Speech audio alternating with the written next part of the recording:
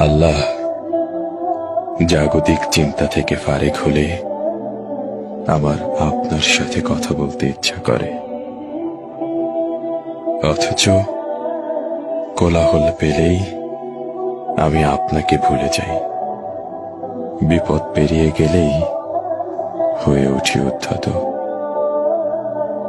নিজের হাসরের দিকে তাকালে দেখি গুনাহের ভারে নুয়ে আছে আমার মিজান। পুলসিরাত পার হব, নেই তেমন কোনো জান।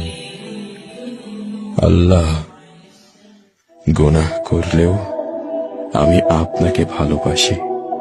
পাপী হৃদয়েও অনুভব করি শুদ্ধতার অনুতাপ। আপনার সাথে আমার কথা বলতে ইচ্ছে করে।